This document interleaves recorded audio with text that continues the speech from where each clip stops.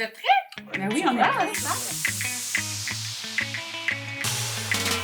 Es-tu déjà posé des questions sur le mode de vie des couples ouverts? En tout cas, pour moi, c'est un vrai mystère. Aujourd'hui, on a la chance de faire une entrevue avec un couple libertin, propriétaire d'un restaurant libertin à Montréal. Je m'appelle Valérie Fontaine, coach conjugal. Et moi, Stéphane Lecault, gars normal. Vous êtes prêts? C'est parti! On fait juste jaser. Alors bonjour André Météo, ça va bien? Bonjour, ça va bien, oui, Valérie? Stéphane, ouais, c'est le fun. Salut! Salut à vous deux. Hey, salut, bonjour Valérie, Stéphane! Est-ce que vous êtes nerveux? Un peu, oui. Un petit peu, ça se peut.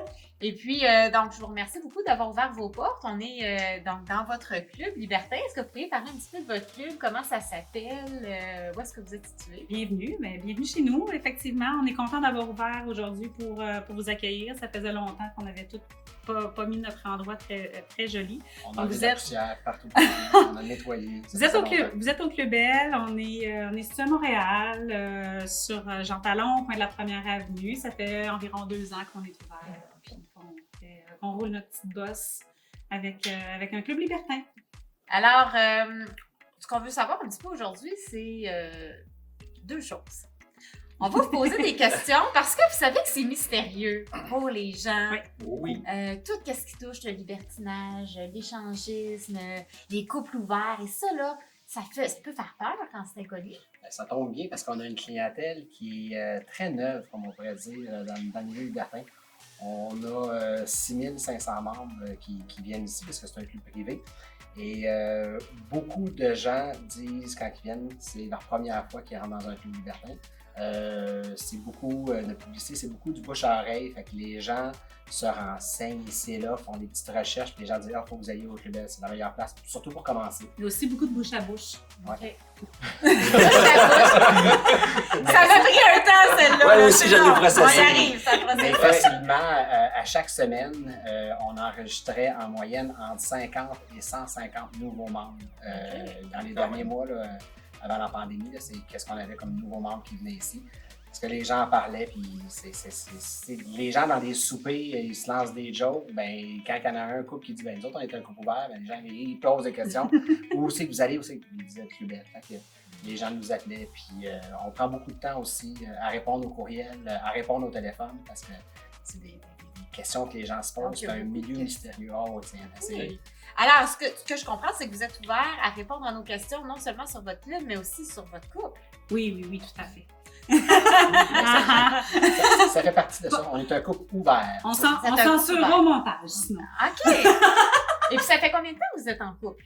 18 ans. Ouais, 18 ans. Et puis, je pense que vous avez des enfants aussi, vous m'avez dit tout à l'heure. 3 enfants. Trois filles. Enfants. Quel âge ont vos enfants? 15, 10 et 7. Hein, 15, 10 et 7. Super. Et comment est-ce qu'on vous appelle un couple ouvert, un couple libertin, un couple échangiste? C'est quoi, là, le bon terme? Nous, on aime mieux le couple ouvert. Couple ouvert. Moi, j'aime mieux le couple libertin. Couple Elle dit libertin. nous, mais moi, je dis moi. Elle, Ah, c'est- ok. Moi, j'aime le couple libertin. OK. Et c'est quoi la différence?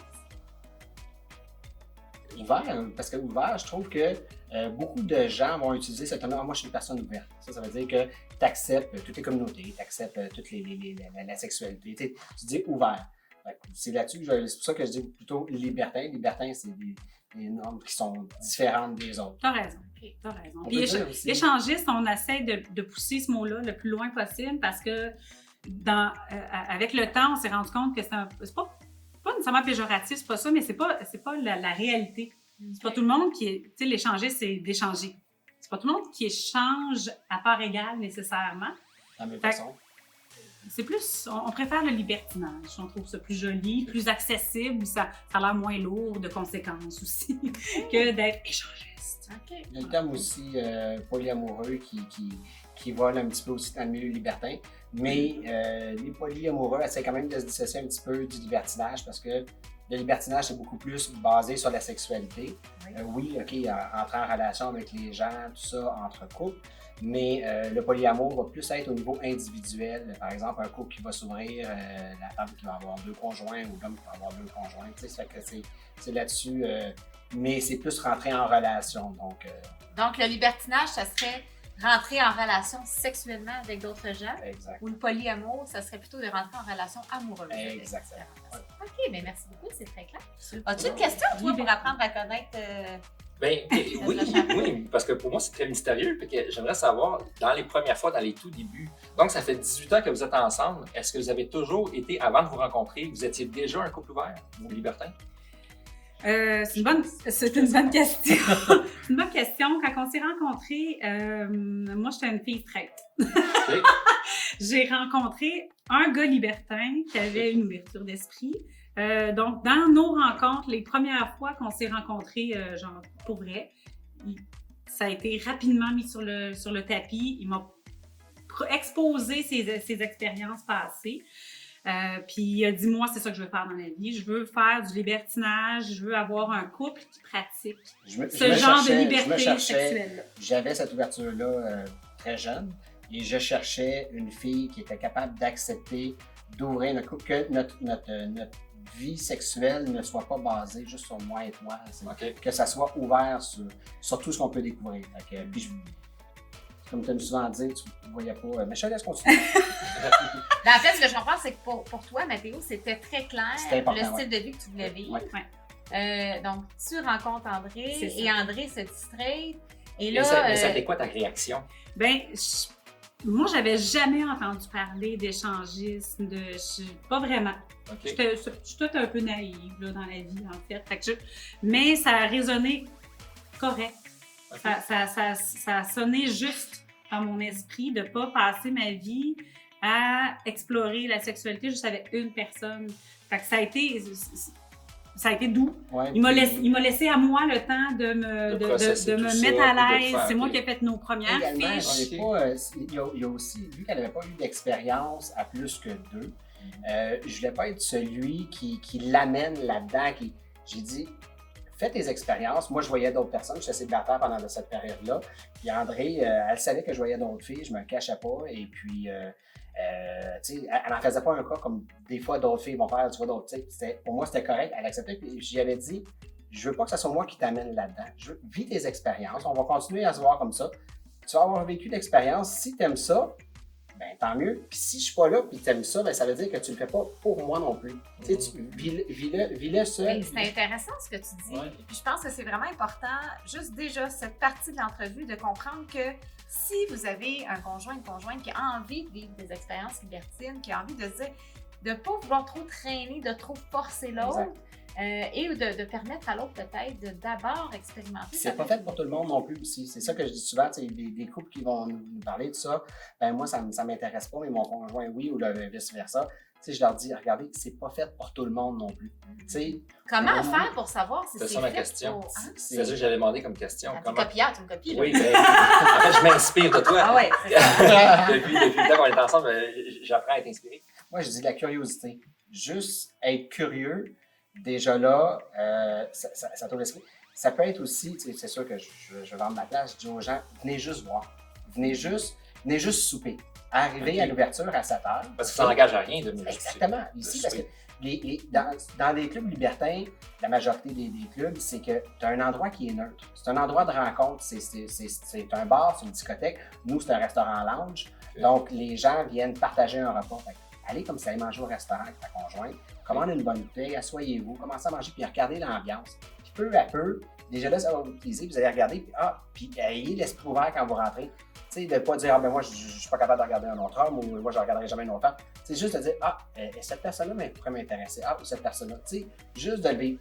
Puis qu'il ne se passe rien la première soirée, c'est pas grave, vous allez voir la scène de soirée, peut-être que vous allez jaser avec du monde, vous allez avoir pris des numéros de téléphone. Puis les gens qui sont dans on appelle le milieu libertin, c'est des gens qui sont très ouverts et qui sont faciles à être abordés. Social. Comme vous autres, vous êtes social avec nous. Ouais. Et donc, ce que j'en comprends, c'est un peu une façon de savoir si oui ou non, c'est fait pour moi, c'est pas fait pour moi. C'est est-ce que, j'ai de la curiosité. Et si j'ai déjà un peu de curiosité, ben peut-être c'est d'aller souper sans rien faire, sans dépasser de limite ou quoi que ce soit. Puis se déplacer ici, c'est des rencontres automatique. C'est certain que vous allez avoir, qu'un couple qui arrive ici, qui est nouveau, va avoir des discussions avec d'autres couples, va rencontrer, va pouvoir poser des questions. Notre clientèle, on a une partie qui est très, très fidèle, qui revient régulièrement. Je pensais que c'était pas être fidèle, le but. Oui, mais ça Attends, je m'asseye, là! ça dépend de la définition de la C'est fidélité pour toi. Ça, il faut définir ça aussi. C'est pas la fidélité. Est-ce que si tu fais ça avec une autre personne, si tu l'embrasses, ça passe la fidélité? Ça dépend de la fidélité. Donc, on a une clientèle quand même fidèle. Et c'est eux, souvent, qui font le travail d'inclusion. Ils accueillent. Nous, on prend la peine d'essayer de... Hey, ils sont nouveaux, eux autres. On les voit, il y a une inclusion, il y a des questions, il y a des belles discussions qui se passent. Fait que c'est une bonne idée de venir être curieux. Peut-être aussi pas être des personnes très jalouses peuvent donner un coup de main. La jalousie, je pense, c'est un autre concept comme la fidélité. Ça dépend qu'est-ce qui se passe dans le couple. Il y a une confiance aussi. C'est des bons ingrédients pour peut-être aller tester. En regardant la dynamique de la soirée, il y en a des gens qui vont danser, donc ils vont être au bar. Là, tu vois deux couples qui sont en train de se croiser. Des fois, c'est 6 personnes qui connaissent plus. Puis là, des fois, tu les regardes, tu as de la misère à dire, OK, c'est qui la conjointe de lui? Ah, non, ils se sont embrassés. Ah, ben non, c'est... Tu sais, fait que déjà là, si le couple qui vient ici, puis qu'il y en a un des deux que ça l'allume super gros, puis l'autre qui est déjà que ça le dérange, ben, vous savez, déjà là, c'est clair. Il y a peut-être des étapes. Sans faire des actions Exactement. très concrètes, se mouiller. Juste donner le voir, juste donner venir souper, tout ça. dans la curiosité. Super. Et c'est quoi si vous êtes à l'aise de le partager, c'est quoi votre définition de fidélité pour vous dans votre couple personnel? Est-ce que vous seriez à l'aise de partager ça si vous en avez une? Oui. Pour qu'on comprenne un exemple concret de comment ça peut se manifester. C'est une bonne question parce que même moi, c'est pas une question que j'ai pas une question posée. Je pense que la fidélité, pour nous, je vais donner un exemple. Tu sais, Mathéo va rencontrer souvent des copines. J'ai eu quelques copains, quelques amants, mais Mathéo est peut-être un peu plus actif dans les dernières années. Puis, toujours, j'ai jamais eu l'impression que je passais d'abord en deuxième, mais dans une rencontre de couple libertin, j'ai une confiance. La fidélité, pour moi, c'est de savoir que sa première pensée va être vers moi. C'est une question difficile et c'est une question c'est une des premières questions que je pose dans mon bureau. Oui, la fidélité, c'est quoi? Et pas juste pour les couples pour nous libertins. autres. Ben, tu sais, nous autres, attends, on va discuter de ça. Dans le fond, la fidélité qu'on a ensemble, pour moi, c'est... C'est drôle, moi je te dirais, moi c'est la compréhension qu'on est capable d'avoir envers l'autre, de comprendre les besoins de l'autre. Ben, puis c'est la confiance qu'on a l'un envers l'autre, de savoir que notre première pensée ma première pensée va vers toi, même si j'ai peut-être des envies vers quelqu'un d'autre. C'est bizarre, c'est vrai, parce que moi, tu sais, c'est la première fois que je me pose la question. Puis la fidélité, pour moi, ça a toujours été une partie sexuelle. Tu sais, qu'un couple peut dire, OK, ben embrasser, c'est correct, mais tu sais, mais de le dire, comme dans notre couple, qu'on n'a pas vraiment de limite dans notre couple. Tu sais, en étant un couple ouvert comme nous autres, qu'on va voir même séparément, tu sais, à part de toujours se protéger. On n'a pas envie d'amener des bébés à la maison. Ça, c'est correct. Ça, on va le faire, mais c'est plus une limite c'est que une question. C'est une question de respect aussi. C'est plus la compréhension qu'on a envers l'autre aussi. André comprend mes besoins. Elle sait que des fois, je vais avoir un rush, que je vais avoir besoin de m'amuser énormément avec plusieurs personnes. Même affaire pour André, c'est d'être happy. André, ben, si elle n'a pas ce désir-là, ben, je ne la force pas à venir. Donc, beaucoup dans la notion de respect. Je vais essayer de reprendre ce que vous me dites, puis vous me direz Moi, si... j'ai compris compréhension, respect et compréhension. Respect, compréhension, respect des besoins de chacun. Et surtout, je pense que le mot qui ressort pour toi le plus, c'était confiance. Donc, d'avoir confiance, d'être un peu, pas nécessairement la priorité, mais la première personne, donc celle dont les besoins vont être le plus importants aux yeux de Mathéo et vice-versa. Ouais. Est-ce que vous avez peur, des fois, ça vous est déjà arrivé d'avoir peur de vous perdre, d'avoir été peut-être jaloux, inquiet? Est-ce que je vais me faire quitter pour un autre ou pour une autre? La jalousie, j'aime ça la comparer à la peur. Tu sais, la peur, tu as des gens qui vont geler, qui seront capables de bouger, t'en as d'autres qui vont crier, t'en as d'autres qui vont devenir violents, t'en as d'autres... Tu sais, la réaction, chaque personne va réagir différemment. La même chose aussi avec la jalousie. Tu il y en a qui vont devenir fous, il y en a d'autres qui vont vouloir se séparer, l'autre qui va vouloir se venger, tout ça. Fait que c'est toujours d'être capable de... Tu sais, je peux pas dire qu'il n'y a pas personne... Moi, en tout cas, je suis quelqu'un de très ouvert. Je peux pas dire que je suis pas jaloux. J'essaie de contrôler ça à quel niveau. Et j'essaie de transformer cette jalousie-là aussi que je pourrais avoir, ou tu sais, des fois de l'envie, du désir, ou que j'aimerais ça être là, plus en compersion. Tu sais, je suis content. J'essaie de... Tu sais, André va revenir, je vais avoir passé une soirée, moi, je vais avoir écouté un film, elle va revenir, elle va s'être amusée, tout ça. Pendant que j'écoutais le film, oui, je pensais à ce qui pouvait se passer, tout ça. Est-ce que je pouvais être jaloux en me disant, ben là, genre, elle est partie, moi, je m'occupe des enfants, tout ça. Non, j'essaie de dire, hey, elle est en train de s'amuser, elle va revenir à la maison, elle va avoir passé un bon temps, tu sais, puis de ramener ça, elle va me raconter sa soirée. Moi, j'allais avoir des détails en plus, fait que ça va m'exciter en plus. Fait que, tu sais, Mais t'as pas eu l'impression déjà qu'on a laissé? Non, j'ai pas... Vous n'avez jamais eu peur de vous perdre, en fait, c'est ça? Non. OK, je pense. Parce que ce que tu me décris, tu vois, dans comment je l'enseigne, je fais bien la différence entre la jalousie, l'envie et la possessivité. Et la jalousie, tu le comparais à la peur, et c'est ce que c'est la peur de perdre. La jalousie, c'est la peur de perdre l'exclusivité de l'amour ou d'une position particulière. Et là, ce que tu me dis, Mathéo, c'est lorsque elle sort et que toi, tu es pris avec les... Ben, pris, on va pas dire pris. Je m'occupe de mes enfants. Je vous aime, les enfants! Et que tu t'occupes des enfants, tu es à la maison et écoutes un film, mais des fois, quand on vit cette petite frustration, cette envie à l'autre fait autre chose, ça, c'est de l'envie. Hein? Des fois, ça peut ressembler plus à ça. OK, intéressant. Et qu'est-ce qui vous permet d'avoir une confiance aussi solide avec tous les partenaires qui peuvent passer dans vos vies? Ben, personnellement, moi, j'ai toujours... tu sais, je sais que tu fais déjà l'allégorie du bateau pour un couple. Fait que là, moi, ça fait longtemps que je dis dans notre couple, Mathéo, c'est l'ancre et les voiles. On a toutes les deux une partie de la voilure, mais Mathéo, c'est l'ancre. Moi, mon pattern personnel de rencontre me disait de me sauver rapidement quand je commençais à plus être bien. Donc, après 3 ans, c'était terminé. Généralement, Mathéo jette l'ancre très souvent quand moi, j'aurais pris le bateau de sauvetage pour m'en aller. Puis maintenant, parce que cette confiance-là s'est graduellement augmentée, puis Mathéo, je considère que la confiance, Mathéo est très bon pour la bâtir. Il a toujours enveloppé mon sentiment d'insécurité dans quelque chose de très confortable. J'ai toujours été là dans ses pensées. Quand on rencontre des couples, il est autour de moi aussi, notre confiance. Moi, j'ai une grande confiance en notre couple. C'est pas... Beaucoup de considération. Oui, c'est ça. On se parle beaucoup aussi. Des questions qu'on va se poser par rapport à où est-ce qu'on est rendu aussi, comment on s'est senti durant tel moment, par exemple, si on est avec d'autres personnes, on est ensemble, d'arrêter aussi de se regarder, tout va bien, oui, as-tu besoin de quelque chose, tu sais, ça l'amène beaucoup. De voir que c'est pas parce que tu es avec d'autres mondes et que tu t'amuses que la personne avec qui tu partages ta vie est plus importante, là, parce que tu es tellement excité d'en avoir plein d'autres que tu dis je me souviens, on s'est déjà fait des signes aussi. Ouais. Ah oui, on fumait pas toutes les deux. Moi, je fume pas, tu sais. On s'était déjà dit, ben, dans cette soirée-là, vu qu'on sait pas, si jamais je me sens pas bien, je vais te dire que je m'en vais fumer. Donc, ça veut dire on s'en va.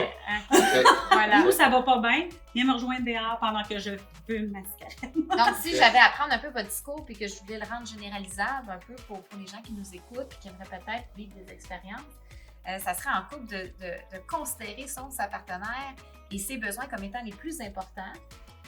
Et de discuter aussi de ce qui est important pour soi, puis qu'est-ce qu'on veut ou qu'est-ce qu'on veut pas aussi dans ce type de vie-là. Ça prend une belle communication. Communication, parce que j'imagine que vous communiquez beaucoup sur vos limites ou ce que vous n'aimez pas. Exemple, que Mathéo, ce que tu n'aimerais pas qu'André fasse et vice-versa.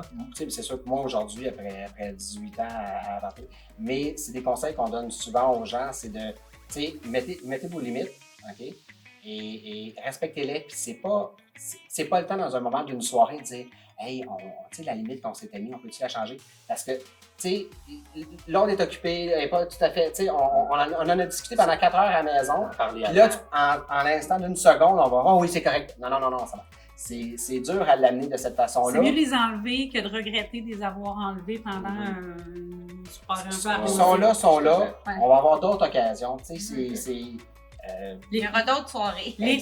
Moi, dans notre couple, les limites, généralement, c'est moi qui les ai mises à partir du début parce que j'étais la rookie.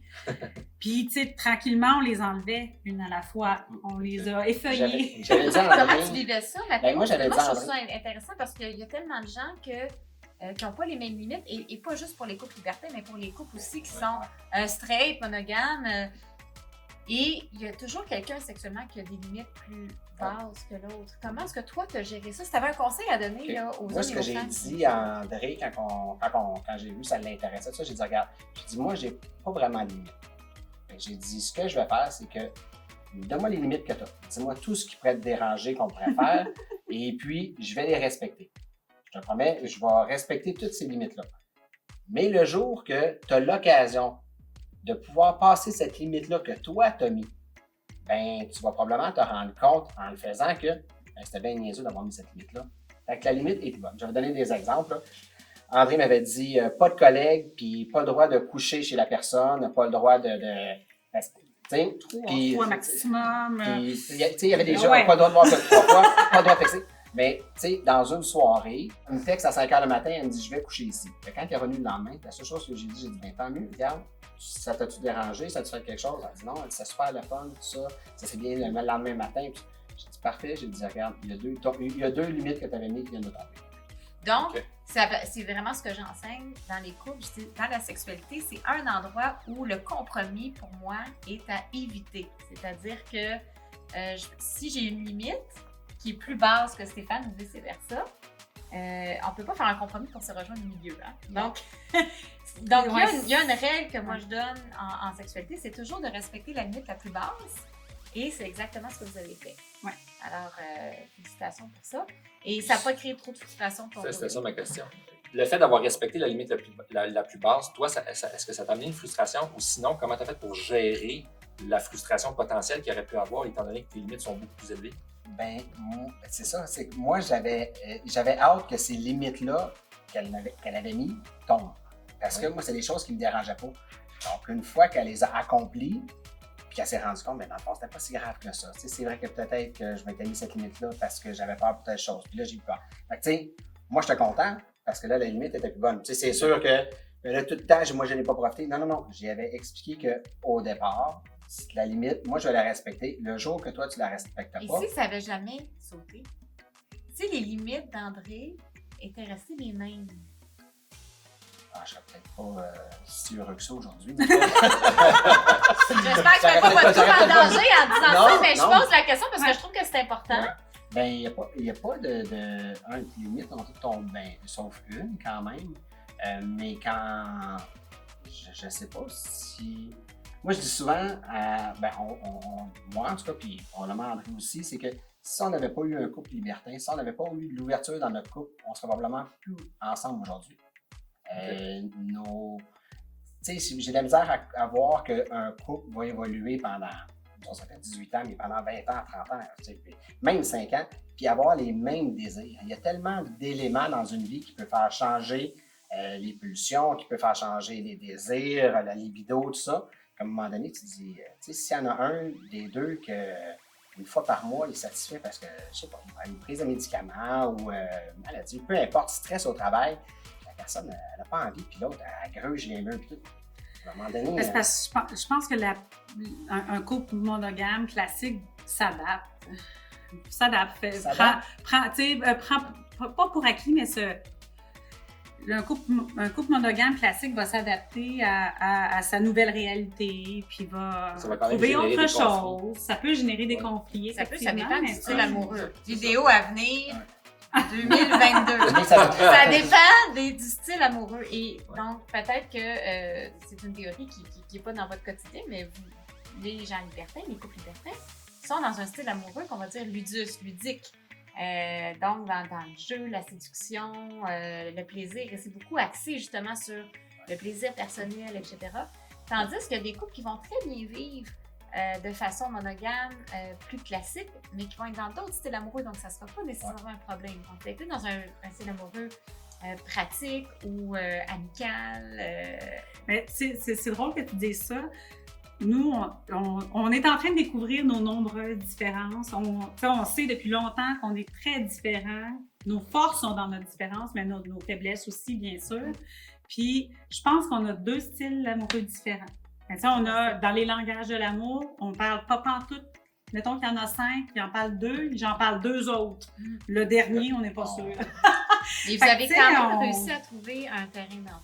Ouais. Ce qui est tout à fait impressionnant. Et est-ce que toi, tu aurais un conseil, André, à donner aux hommes et aux femmes qui ont la limite la plus basse? Oui, c'est une bonne question, oui. Je pense qu'il ne faut pas se gêner de les donner, nos limites, parce que c'est ce qui va faire la cohésion et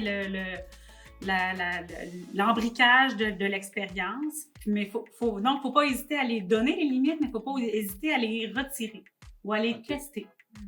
On peut les laisser là, mais il ne faut pas hésiter à les tester parce que des fois, effectivement, on se retrouve. Un bon conseil. Ah oui, je suis content que tu l'aies dit. Non, mais c'est ce que j'ai fait. Évidemment, je pense que j'ai été très bien épaulée. Mathéo est une personne qui avait une volonté d'explorer ce milieu-là. Donc, j'ai eu le meilleur capitaine dans ça parce qu'il n'explorait pas en voulant y aller tout seul. Il explorait en voulant que je l'accompagne. Donc, oui, il a pris mes barrières, mes limites, puis j'ai été bien accompagnée. Mais tu sais, je me suis sentie à l'aise de les poser, puis je me suis sentie à l'aise de les lever aussi. Donc, ce confort-là est important. Super. Donc, pour toi, Mathéo, que tu as un style de vie libertin depuis plus longtemps qu'André, comment ça s'est passé ta première fois? C'est drôle parce que ça m'est revenu il n'y a pas si longtemps. J'étais avec mon ex-conjoint il y a 20 ans, je pense, et plus. Et puis, on était avec un autre couple. C'était un de mes amis qui me présentait sa nouvelle blonde. Mais ça faisait quelques mois quand même qu'il était avec elle. Et puis, ils sont venus souper à la maison, on jouait aux cartes, tout ça. Et puis, on a sorti un jeu. Dans ce temps-là, je pense que c'était Sexfoot, quelque chose comme ça. Et puis, ouais, Sexfoot. Puis, on parlait de couple, puis nanana, tout ça. Puis, à un moment donné, j'ai eu l'idée de dire, hey, on a un jeu, ça, si vous voulez le prendre, tout ça, on va apprendre plus à vous connaître. Puis, en donnant le jeu, tu sais, c'est sûr que, bon, il était à la maison, on l'a ouvert, puis par hasard, il y avait 4 jetons dedans pour jouer à 4. On a décidé de jouer les 4 ensemble, puis c'est comme ça s'est passé. Fait que, tu sais, ça a été en lançant les dés, en avançant le jeton, puis là, c'était des petites épreuves. C'est un jeu. Fait que, peu importe ce qui se passe, ça reste un jeu, c'est un jeu. Et puis, ça a été comme ça, fait que... Puis aujourd'hui, ben, il y en a plus de jeux qui sont sur le marché, fait que oui, ça peut être quelque chose aussi à faire, à essayer.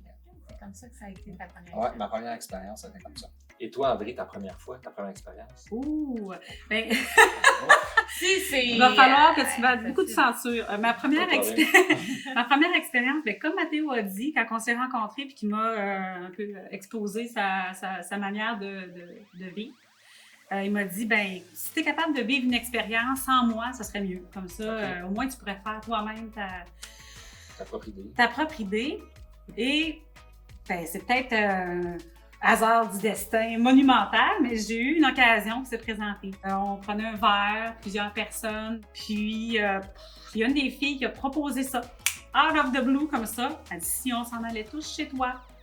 Là, moi, je pensais à Mathéo. Voyons, il les a-tu appelés? il a dû stager ça, tu sais, lui, il aime ça stager les affaires, j'ai stagé ça. Fait qu'on s'est ramassés chez moi, puis le lendemain, c'est drôle, je m'en allais justement le rejoindre à Sherbrooke, fait que j'avais pas dormi. J'avais un grand sourire comme ça. J'étais comme, ben coudonc, c'est le fun!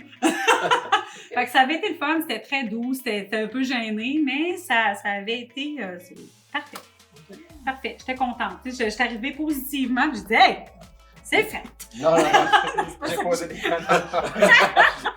questions, j'ai ramené le sujet, tout ça, puis elle m'a dit, ben oui, j'ai déjà eu des expériences. Ouais, puis la dernière fois. Donc, ça s'est fait. Non, j'étais arrivée, là. C'est que j'habitais à Sherbrooke, puis André, elle habitait à Montréal. On se voyait une fin de semaine sur 2, sur 3, des fois toutes les fins de semaine. C'est dépendant, comme ça, quand on avait l'occasion. C'était ma copine de Montréal. C'était ma copine de Montréal. Ben, c'est comme ça qu'on s'appelait, non? Ah oui, c'est ça. Puis en couple, quand vous avez eu votre première expérience ensemble, est-ce que ça s'est bien passé? Est-ce que ça a été... oui, quand même. Tu t'en rappelles, toi? Oui, je me rappelle, on ne dit pas non, bien sûr, mais je me rappelle pas tous les détails. Ça, c'est toi qui est bon là-dedans. Mais oui, ça s'est bien passé. Vraiment. Puis, C'était un couple d'expérience en plus. Oui, vraiment. Puis genre, les autres faisaient un petit bout qui était dans le milieu, qui avait d'autres expériences. Et puis, ça a été vraiment. La fille dans le couple, elle a pris ça en charge, puis ça s'est super bien passé. Ouais, je me rappelle. J'ai vraiment découvert un beau milieu. Il y a beaucoup de. Quand c'est. Tu sais, je pense que dans la vie, c'est pareil pour les amitiés. Si tu t'entoures bien, tu as des belles expériences. On a rencontré des personnes vraiment extraordinaires. On a eu certaines affaires cocasses, des expériences un peu moins. Mais en général, on a une bonne vibe ensemble. Fait que ça fait en sorte qu'on a une bonne écoute. Ça vient des amis aussi. C'est des amitiés qui se développent. Il y a énormément d'amitiés qui se développent derrière tout ça. C'est un partage quand même. On partage quand même une certaine intimité. Fait que c'est drôle à dire. Même dans nos familles, on présente souvent des nouveaux amis. Maintenant, ils savent, moi et André, qu'on est un couple libertin, mais avant, ils trouvaient ça spécial. Puis aussi, ils les rencontrés, des collègues de travail. Oh, c'est là, dans un party. Dans un party, des amis des amis. Ça, c'est comme un coming out difficile à faire quand on est un couple libertin? Ouais. Puis... Moi, je dirais que quand on est un couple libertin, c'est un petit peu comme la communauté gay dans les années 60-70, tu sais. OK. Il y a des gens qui se doutaient, mais il n'y a pas personne que, tu sais, c'est pas parce que ça peut être ton coloc, ça peut être, tu sais, puis de le dire, de l'annoncer, c'est que ça reste toujours la sexualité. Fait que, tu sais, les gens, autant la communauté gay, c'est des déviants, c'est des malades, c'est ça que les gens disent, ben non, ça... Puis qu'à un moment donné, les gens ont commencé à accepter, puis oui, c'est normal, tu sais, ça fait partie de l'amour, ça fait partie des gens, tout ça. Ben cette sexualité-là qu'on partage, moi et André, ben ça fait partie. On n'est pas déviants pour ça, c'est des désirs qu'on a, puis c'est des... C'est parce que, tu sais, faire un coming out, je veux dire, en quelque part, oui, on partage notre sexualité, pas tout le temps, des fois, mais ça reste intime, c'est notre sexualité. Tu sais, quand on a, évidemment, il a fallu qu'on le dise à ceux qui ne le savaient pas autour de nous. Puis, tu sais, la question qu'on me posait, mais comment ça qu'on n'en a jamais parlé? Ben, parce que c'est une pratique qui est propre à nous, personnelle. Ouais. Tu sais, tu me parles pas de ce qui se passe dans ta chambre à coucher. Ben, moi, je te parle pas de ce qui se passe dans la mienne. Ben oui, hier, t'as-tu fait une belle soirée? Ben oui, il y avait un groupe chez nous, puis non, on fait pas ça. Il y a quand même une ouverture, tu sais, je le vois depuis, ça fait 18 ans quand même, on le voit qu'il y a une ouverture qui se fait. Aussi, le côté, comme André a dit souvent, c'est que le côté respect envers la femme qui se met dans le milieu, qu'à un moment donné, André elle disait, tu sais, toi, tu parles que tu as des aventures ici et là, tu vas passer pour un héros. Moi, si je parle que j'ai des aventures comme ça, comment tu disais, tu vas te sentir? Ben, c'est un double standard. Oui, c'est un double standard. L'homme qui rencontre beaucoup, c'est un héros, puis la femme qui rencontre beaucoup, c'est une salope. C'est ça. Bon. Tu sais, c'était... On peut le dire. Est-ce que c'est encore le cas en vieillissant? Je me rappelle qu'au secondaire, c'était vrai. C'est ça. Aujourd'hui, est-ce que c'est encore? Je ne sais pas si c'est en vieillissant ou c'est peut-être nous qui, autour de nous, ça évolue, mais évidemment non, parce que c'est une réalité qui est différente. Dans le milieu libertin, les gens ne l'ont pas, ça. Parce que, tu sais, on veut que les femmes soient allumées, on veut que, tu sais, c'est quand même...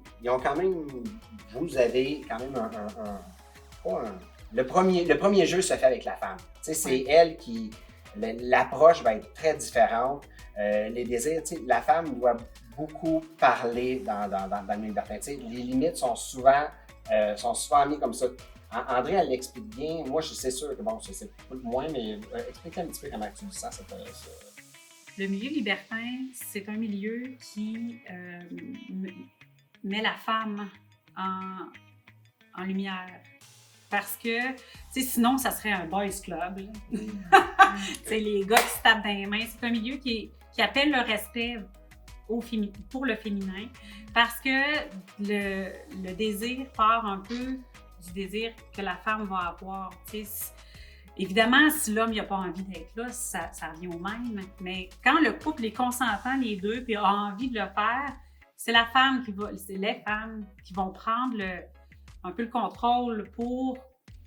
Sinon, ça va avoir l'air du gars qui sont ces femmes. Fait que c'est souvent les femmes qui initient. C'est souvent les hommes mettent sur un... Pas piédestal, mais... C'est quoi les mythes qu'il y a à briser dans le libertinage? Ben, le premier, on a failli le briser en vous recevant en serviette, nue. Comme dans un sauna. OK? Fait qu'évidemment, quand on entre dans un club libertin, ou là, tu parles du milieu libertin, mais dans un club, on se déshabille pas à l'entrée. On est bien fait. Comme tu disais tantôt, c'est un lounge, on peut venir pour C'est un prendre un restaurant. restaurant. Puis, Oui. Il y a des gens qui ne vont pas au deuxième ici et ils ne savent pas que c'est un club libertin. Ils vont OK. dire, les gens se connaissent, c'est un petit bar de quartier qui a l'air vraiment le fun. Tu sais. OK. C'est- Un autre mythe, ça serait de se dire qu'on est obligé de faire quelque chose. Quand on rencontre un couple, on n'est pas obligé. Dans le milieu libertin, on essaie de l'enseigner rapidement aux nouveaux, c'est qu'un nom, le nom est important à utiliser, plus que le oui. OK. Le nom doit être utilisé parce que c'est pas vrai que tout le monde va te plaire. Fait que ça, c'est peut-être un autre mythe. Quand tu rencontres quelqu'un, tu n'es pas obligé. Tu peux avoir une belle soirée sans rien faire. Puis en plus, on est deux. Hein? Avec le match, là, si on est avec un autre couple, c'est 4 personnes. Puis ça se peut que un soit attiré envers l'autre, puis la conjointe, non, moi, pas du tout. Laisse. Ah, OK. Bon, hein. Puis là, tu sais, on dit, ben finalement, non, c'est pas. Puis le monde, les gens sont habitués de se faire dire non. Tu sais, c'est pas. T'as pas besoin de ghoster, c'est ça. T'as pas besoin de ghoster puis de sauver. Là, c'est non, on n'est pas intéressé, c'est super gentil. Puis, tu sais, soit que la conversation, elle arrête là, puis le couple dit, bon, ben parfait, on va passer au prochain. Tu sais, c'est comme, il y en a d'autres qui vont t'attirer, que ça va marcher. Ou sinon, le couple dit, c'est pas grave, on peut prendre un verre ensemble, juste jaser. Puis des fois, c'est le même drôle. Des fois, André me disait non, du tout, pas, lui ne m'intéresse pas. Puis après avoir passé 1 heure, 2 heures à jaser avec les autres, André me disait, non, Mathéo, ça m'intéresse. Tu sais, le côté physique du nom qu'elle avait. Psychologique aussi, après ça, d'une discussion. Fait que, tu sais, il faut laisser aussi le jeu de la séduction entrer. Faut pas juste faire « Ah non, sa photo me plaît pas. Ah non, Pareil sa pour photo les me plaît célibataires, pas. » finalement. Donc, des fois, c'est non sur Tinder, mais après C'est ça, quand on Ça peut être rencontre, très, ça change. c'est très physique, là. On dit, tu sais, c'est un désir sexuel, fait que c'est très physique, sauf que ça l'arrête. C'est pas vrai que ça va arrêter juste là, tu sais. Non, Il y a beaucoup de sapio dans le milieu, c'est assez incroyable là-dessus. Puis, si vous aviez à conseiller un peu les couples qui nous regardent, si jamais il y avait des couples curieux qui voudraient peut-être, qui ont peut-être des pensées, des idées, des fantasmes sur le libertinage, mais qui ne sauraient pas par où commencer, qui auraient peur de brusquer leur partenaire, ça serait quoi leur première étape? Ben, les inviter à manger ici sans leur dire que c'est un club libertin. Non, c'est vrai. Non, mais c'est une bonne question. Ça veut dire, tu veux dire entre eux, Oui, dans leur maison, Oui, comment ils c'est peuvent ça. commencer à faire la C'est conversation? quoi, oui, pour la personne qui est intéressée et qui ne sait pas comment l'apporter à son Ben, partenaire? on avait un beau spectacle qui se donnait, que l'introduction était un peu ça. Toi, mon amour, est-ce que tu as déjà pensé embrasser quelqu'un d'autre? Donc, Ça une peut être discussion. une discussion qui s'ouvre. C'est dur quand même de poser Ouais. la question aussi, parce que de poser la question, est-ce que tu as déjà pensé me tromper, ou même d'y répondre, c'est de montrer à l'autre que oui, toi, tu as peut-être eu l'intérêt, ou tu veux savoir si l'autre a déjà eu l'intérêt. Fait que c'est... Ben, tromper, c'est aussi un autre concept, comme la fidélité. On n'a pas les mêmes barèmes non plus, mais tu sais, d'ouvrir une conversation badine, en fait. Une conversation simple juste pour aller tester. Il y a des films aussi qu'il y a des trios aussi de amoureux qui fait de. Tu sais, il y a une série télévisée Sense8 qui est sortie qui démontre une ouverture sexuelle. Le film, Tu sais, le film My Ouais. Wonder Woman, My Wonder Woman. qui démontre, ça c'était dans les années 60, là, une ouverture d'un couple qui s'ouvre vers une autre femme. Tu sais, fait qu'il y a de passer par des médias. il y a des médias, des émissions. lectures, des choses qui peuvent faire en sorte que ça l'ouvre une conversation. Parce qu'il Il y faut a aussi- ouvrir la conversation. Fait qu'il faut, Puis il y a la Internet déboucher. aussi. Il y a Internet aussi qui est gros utilisé. Tu sais, il y a des sites de rencontres pour couples qui existent. Il y a des applications aussi. Et puis, tu sais, les étapes, ça peut prendre. Tu sais, un couple peut s'en parler, puis de ne pas le faire, puis de même pas tenter l'expérience avant 2 ans, 3 ans. Tu sais, c'est une évolution dans un couple. La personne, un qui est intéressé à semer une graine, puis peu à peu, tu vois, puis à un moment donné, ben OK, ça sort, puis c'est peut-être intéressant. Puis là, ça peut être juste de communiquer avec quelqu'un d'autre, avec un autre couple, par exemple, sur Internet, des Zooms, la cam, des choses comme ça. Fait que peu à peu, d'avoir l'excitation. Mais ce qui est super important, c'est de le faire toujours en couple, tu sais, de le créer, ça fait là, hey, on a un couple qu'on rencontre ce soir, on les rencontre sur webcam juste pour voir s'il peut avoir de l'intérêt. Super simple, les gens le font avec une conversation. C'est un couple avec de l'expérience, ils vont poser des questions, eux autres vont poser des questions. Tu sais, il le milieu libertin se développe de plus en plus, puis il y a des technologies aussi qui sont là, il y a les clubs aussi qui rouvrent, qui sont intéressants, qui disent OK, je ne vais pas dans un petit endroit dark, c'est pas une petite maison privée dans un sous-sol là, qui ont invité 10 couples, puis on ne sait pas qui va être. Tu sais, il y a des. On ne sait pas qui va sortir vivant. Je vais peut-être perdre un rein. Il y a un club comme ici, ben, les gens vont. Juste de dire à un couple, ben, nous autres, on n'a jamais eu d'expérience. Et puis. Ça faisait partie des choses qu'on voulait avoir comme ambiance ici. C'était qu'on voulait que ça soit accessible. Okay. On voulait que les gens arrivent ici et se sentent à l'aise, même si c'était pas vraiment le milieu libertin. T'sais, moi, j'ai des amis qui sont straight. Puis je leur dis souvent, venez danser ici, c'est bien plus le fun. Okay. Les gens vont pas t'agacer. Tu peux te retourner et faire « Ah non, hey, on est entre amis. » Ils vont plus jamais venir te revoir. Donc, c'est le contraire. Ouais. Aller dans un club libertin, on se fait moins agacer que dans un club régulier. Oui. Ça brise un gros mythe, ça, quand même. C'est quand même incroyable parce que puis tu peux être sexy, tu peux être provocante. Ah oui. Puis il n'y a pas personne. Si tu vas regarder un gars danser, tu vas t'approcher de lui, puis tu vas vouloir l'allumer juste pour voir ton côté de séduction, si tu es capable de jouer. Le gars va être allumé, tout ça, puis il va te regarder, puis il va dire, t'es super belle. Puis la fille va peut-être venir, sa conjointe, puis hey, il va commencer. Tu vas juste lui dire, ben, je suis juste mis ici pour danser ce soir, je ne fais pas partie du milieu, mais pour moi, on a des femmes, on a beaucoup de femmes célibataires à cause de ça aussi. C'est que c'est un lieu safe. On a l'identité des gens quand ils rentrent ici. J'ai même pas de portier. J'ai 2 personnes à l'accueil qui remplissent les formulaires, tout ça. On prend les pièces d'identité. Si la fille qui vient ici pour une date avec un autre gars, quand ça peut arriver, ben tu as la place pour aller t'amuser au 2e étage. Est-ce que le gars que tu as rencontré sur une application, que tu ne sais pas en arrivant, tu vas chez eux, tu l'invites chez vous, tu ne sais pas trop, est-ce que le gars que tu as rencontré dans la soirée va être de la même façon chez eux quand il va avoir bu un petit peu plus? Ou, tu es dans un lieu safe, on a de la vigile sur place, ça joue quand même beaucoup. Dans ce mode de vie-là, c'est quoi les risques qu'il pourrait y avoir? S'il y en a. S'il y en a, évidemment. Ben oui, il y en a dans toutes les relations. La question que les gens, ben, puis aussi le mythe aussi, c'est que les maladies. Tu sais, les maladies restent quand même. Là, on ne parle pas du COVID non plus, là, on parle on parle des ISTS. Mais les infections transmissibles sexuelles. Exactement. Tu sais, c'est même dans le milieu libertin, c'est même pas une question de mettre ou de ne pas mettre un condom. Ça, c'est on en fournit, les gens entraînent, les couples entraînent. Tu sais, c'est André va me dire, prends quelque chose dans la sacoche, je vais ouvrir sa sacoche, il y a des condoms dans sa sacoche, je vais pas te on n'a pas le choix, on entraîne, puis André, elle me dit souvent, ça rencontre un gars libertin, elle n'a même pas besoin de demander de mettre un condom, il peut déjà l'avoir mis avant de. Tandis que des fois, c'est. Fait que dans les dangers qu'on peut penser, ça serait peut-être les ITS. La communauté libertine, on essaie aussi, je pense, c'est de plus en plus dans les dernières années, tu sais, il y a des groupes de libertins, là, mettons sur Facebook. Bien, on dit, hey, nous, c'est notre temps de l'année, on s'en va se faire tester. Puis là, oups, il y en a un autre qui dit, mais nous aussi, c'était la semaine passée. Fait qu'on s'encourage à beaucoup se faire dépister. C'est ça, les gens vont s'afficher d'aller passer. Dans les risques, je pense que dans les risques mythes le plus, c'est que si on commence à faire du libertinage, on a plus de chances de se laisser. Je pense que si on est rendu dans notre couple au moment où on n'est pas sûr de se laisser puis qu'on commence le libertinage, il y a 99,9% des chances qu'on se laisse. C'est pas un bon...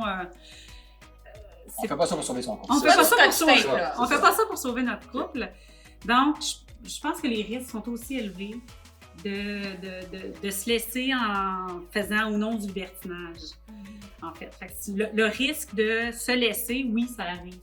Mais ça arrive aussi, je pense, dans les couples classiques. Ça peut être à l'extérieur aussi. D'autres choses. C'est ça. Ça peut être, tu sais, le couple qui va pas bien, ben, la personne va rencontrer un collègue, une collègue, puis ça peut se passer dans le même principe. Ça va être la même chose. Moi, je pense que ce qui est important, puisque, en tout cas, j'aurais envie de partager peut-être à ceux qui nous écoutent, puis vous savez, c'est que le libertinage, ça se doit d'être un style de vie et peut-être un bonus d'une relation qui se porte déjà bien.